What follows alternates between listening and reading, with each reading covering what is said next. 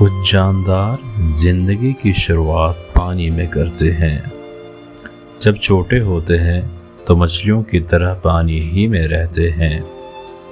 جلد ہی ان کے پیر اور لنگز پیدا ہونا شروع ہو جاتے ہیں اور پھر وہ پانی اور زمین دونوں پہ زندہ رہ سکتے ہیں۔ یہ جاندار ایمیفیبینز کہلاتے ہیں۔ ان کی 42,000 سے زیادہ اقسام پائی جاتی ہیں۔